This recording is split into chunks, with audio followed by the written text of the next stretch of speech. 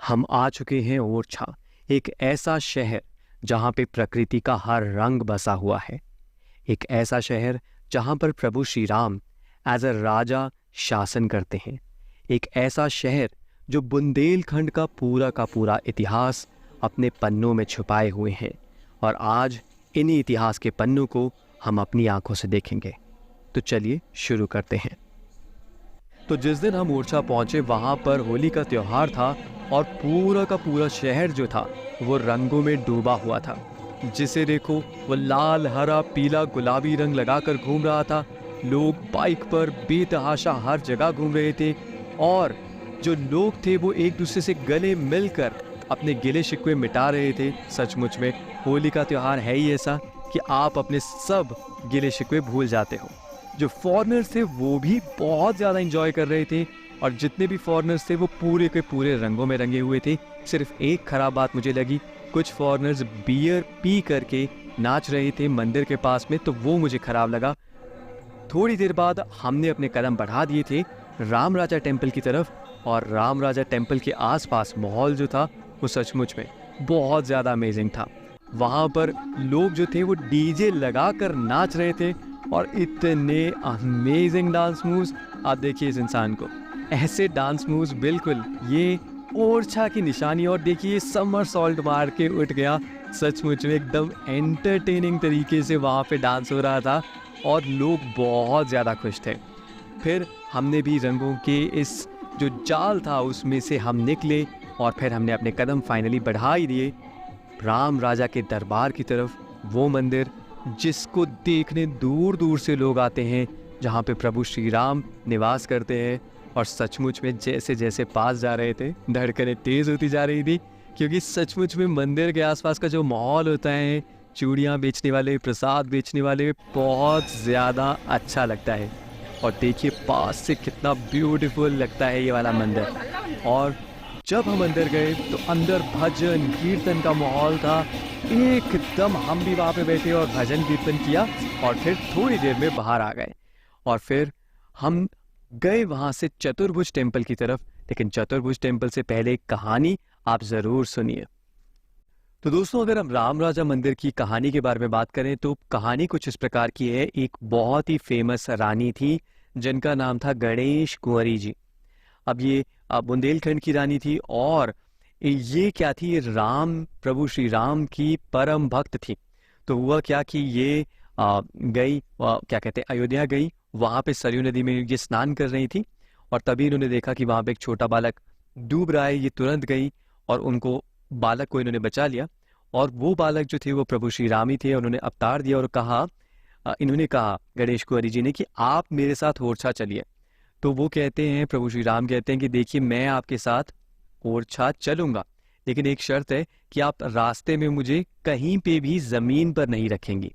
तो इस शर्त के साथ जो प्रभु श्री राम है वो गणेश कुंवरी जी उनको लेके चलती हैं और ओरछा पहुंच जाते हैं।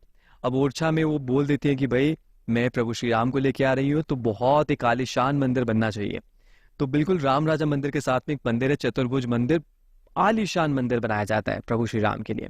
पर होता क्या है कि रानी साहिबा अपने महल में होती है और इतने में उनको कोई अर्जेंटली कोई काम आ जाता है और जैसे ही वो बाहर जाती है वो उस बालक को रख देती है, अपने कक्ष में ही रख देती है।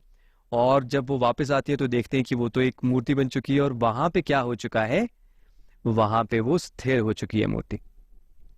और फिर कई कोशिशें की जाती हैं उस मूर्ति को वापस चतुर्भुज मंदिर में ले जाने की, पर वो मूर्ति जो है वो अपना स्थान नहीं छोड़ती। और कहा जाता है कि ये जो मूर्ति है ये अभी भी रानी साहिबा के महल में है और यही है राम राजा जी का मंदिर। और साथ ही मैं आपको एक और बात बताना चाहूंगा कि ओरछा के पूरे इलाके में कोई भी व्यक्ति, यहाँ तक कि एसडीएम भी लाल बत्ती लेकर नहीं आता, क्योंकि इस इलाके का ना तो कोई यहाँ पे प्राइम मिनिस्टर का प्रतिनिधित्व है ना। इस इलाके में केवल एक ही राजा है और वे है राजा राम। तो यहाँ पे कोई भी इलाके में कोई भी मंत्री संतरी वगैरह भी अपनी लाल बत्ती लेकर नहीं आता है, क्योंकि इस इलाके के एक ही राजा है, राजा राम। तो चलिए आइए अब हम चतुर्भुज टेम्पल की तरफ कदम अपने बढ़ाएंगे और देखेंगे कि चतुर्भुज टेम्पल में क्या है, कैसा है और वहाँ की कहानी क्या है। तो चलिए देखते हैं। तो वेलकम टू चतुर्भुज टेम्पल। और सचमुच में जब आप इस टेम्पल में आएंगे तब आपको पता चलेगा कि सचमुच में कितना ज़्यादा बड़ा इसे बनाया गया था।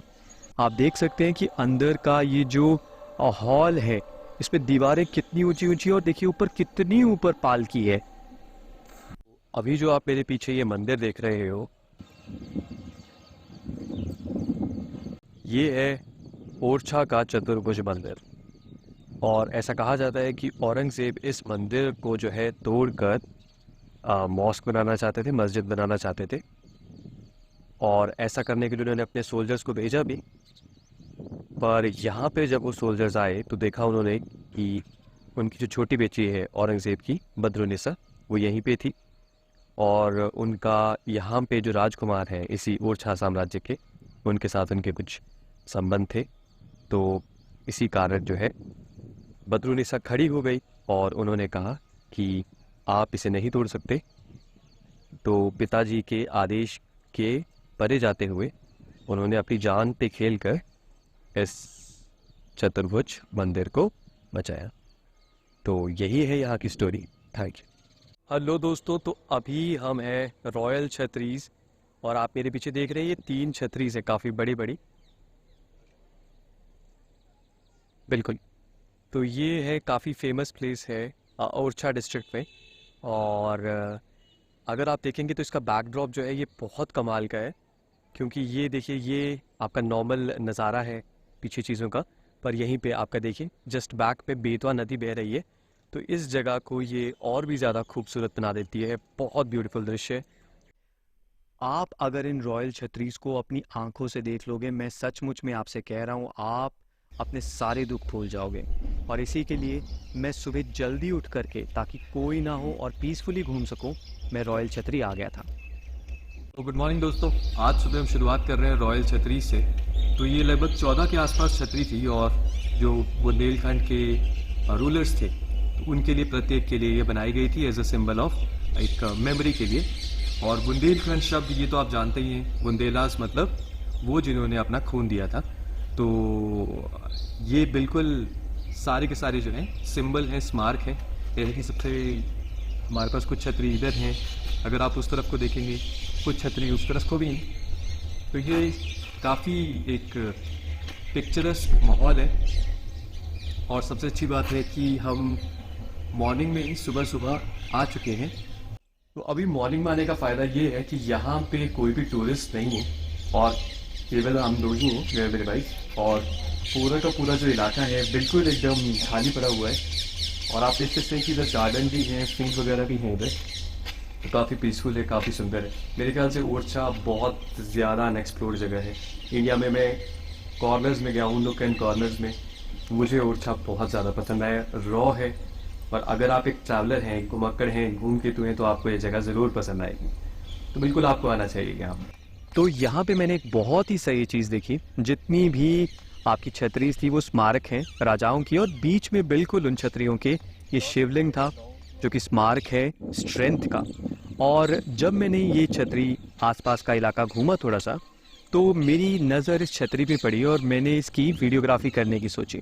और धीरे धीरे करके मैं अपना कैमरा ऊपर ले गया और इस छतरी के ऊपर बिल्कुल सूरज एक मोती की तरह लग रहा था। और एकदम से मुझे कुछ याद आया, ये मैंने तो कहीं देखा था।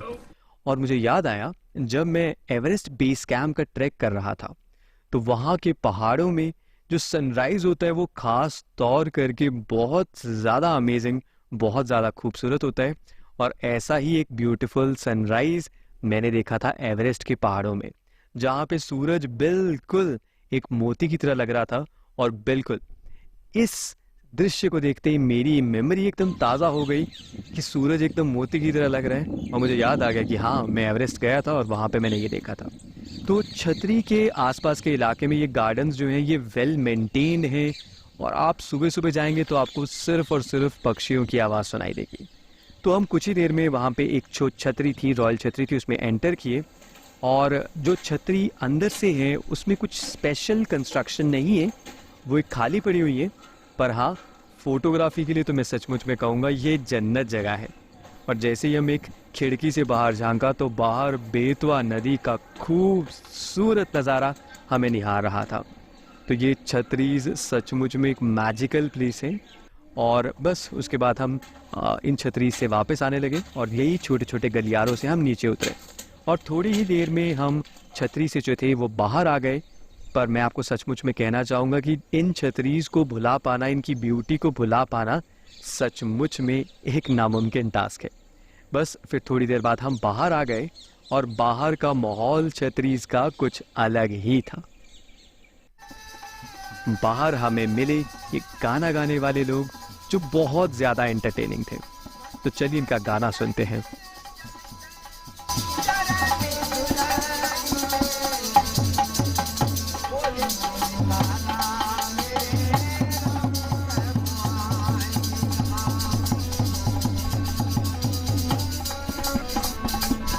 अब रॉयल छतरीज के पास में बोटिंग भी होती है और सचमुच में लोग जो हैं वो दूर दूर से बोटिंग करने आते हैं। तो मैंने 2 बार बोटिंग करी, एक बार सुबह और एक बार शाम, और मैं दोनों का आपको पूरा मुआयना दूंगा और आपको बताऊंगा भी कि कौन सी बेस्ट है। अभी जो आप बोटिंग देख रहे हैं ये शाम के समय मैं कर रहा हूँ और आप बेतवा का ये साफ सुथरा पानी देखिए कितना साफ है और ये आसमान देखिए ये कितना ज़्यादा खूबसूरत है। और जब आप बोटिंग करेंगे तो आपको ये एक रिलीजियस स्थल भी मिलेगा रास्ते के बीच में, पर आप नदी को देखिए और नदी की आवाज़ सुनिए, कितनी ज़्यादा खूबसूरत आवाज़ है नदी की। मैं सच बता रहा हूँ, इस नदी में कचरे का एक दाना भी नहीं था। मैं शायद से कहना चाहूँगा कि मैंने जितनी नदियाँ घूमी हैं शायद से ये जो नदी है ये वन ऑफ द साफ नदी है जो मैंने देखी है अपनी ज़िंदगी में। और सचमुच में ये नज़ारा देखिए आप, क्या सचमुच में आपको लग नहीं रहा कि कितना मैजिकल प्लेस है ओरछा? एक बार आप गौर से देखिए इसे। सबसे पहले एक छतरी दिखाई दे रही है, फिर दूसरी, फिर तीसरी, फिर चौथी। आसमान का कलर देखिए, हल्का हल्का ऑरेंज। और आप देखिए क्या आपको उसका लग नहीं रहा, क्या आपको फील नहीं हो रहा कि सचमुच में ओरछा जो है वो जन्नत है इस धरती पर। तो लगभग 15 मिनट की बोटिंग के बाद हम वापस आ गए थे और फिर हमारा शाम का जो बोटिंग सेशन था वो ख़त्म हुआ और उसके बाद अगली सुबह हम फिर से आए थे बोटिंग करने के लिए। और इस बार कोई वहाँ पे हमारी बोट में नहीं था, तो बोट वाला भी फुल फोर्स में चला रहा था, फुल स्पीड में चला रहा था। और अब मेरी वाइफ का रिएक्शन देखिए।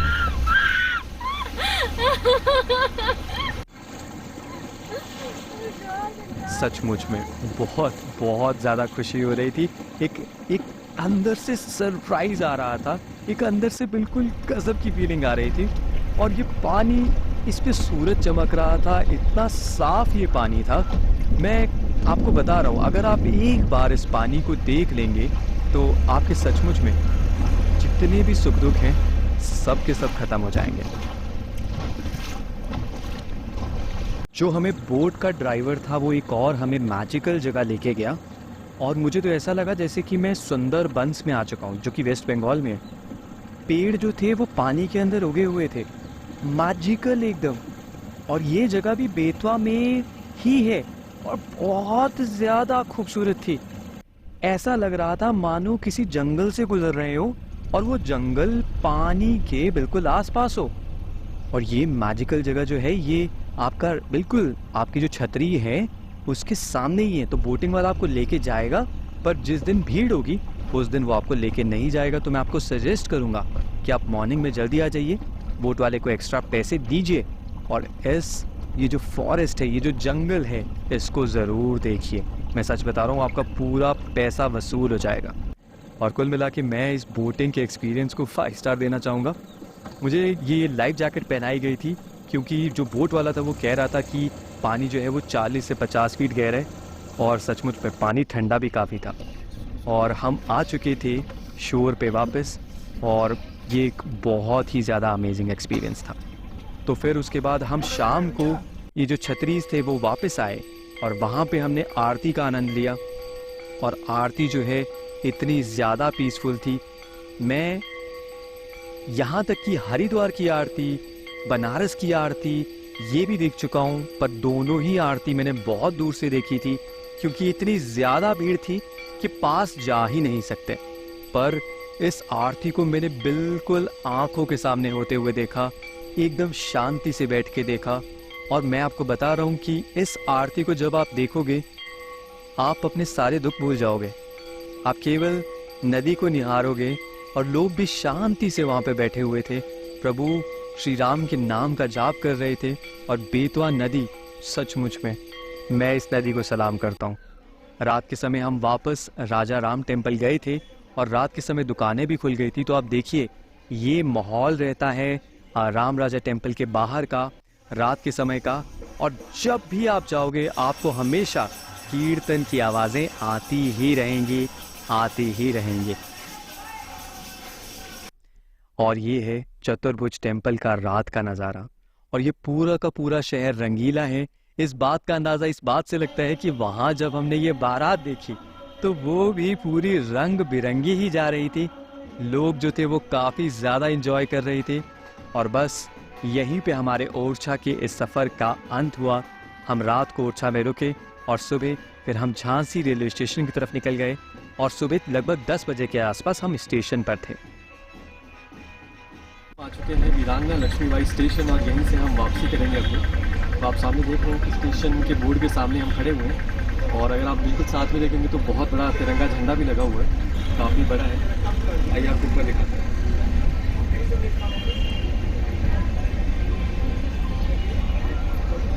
तो इसी झंडे के साथ दोस्तों ट्रिप को एंड करते हैं। जय हिंद।